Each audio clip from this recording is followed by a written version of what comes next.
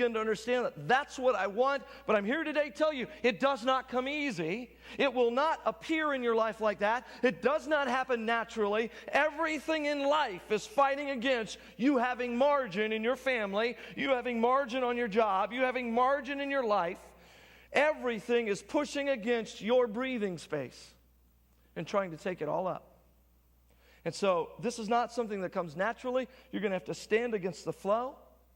And we have a hero in our lives, Jesus Christ, who went against the flow, that's going to lead us on how to live a life like this that is different, but it is worth the price that you're going to pay for it. Somebody say amen. Let's start by talking a little bit about the world we live in.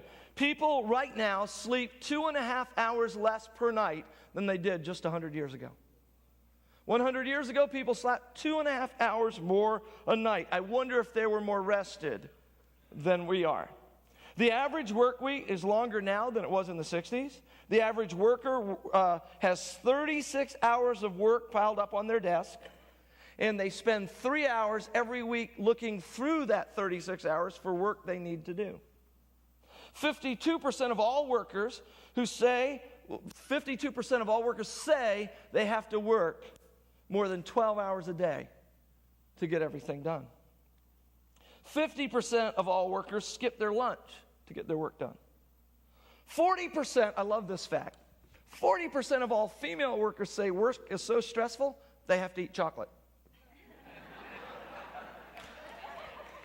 For me, I don't need stressful work. I just eat chocolate. It's good. Come on, ladies, get over it. You don't need chocolate. You don't need a bad job to eat chocolate. It's good. Moving right along. 50% say, I worry that I do not spend enough time with my family. 1 out of 3, ages 25 to 44, say they're workaholics. 1 out of 4 say they're going to slow down next year. And only half of those really think their stress is going to go down next year. 63% of all children said that if they were granted one wish about their parents' job, it would be to have more time together as a family, ages 9 to 14 years old. Let me just ask you a question. Do you remember when they were telling us that all the progress we were making in the world, that we were going to have a 20-hour work week was coming in the future?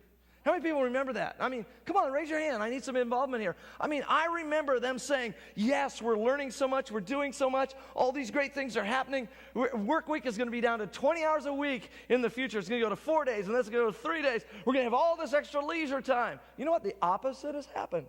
We're working more today than we've ever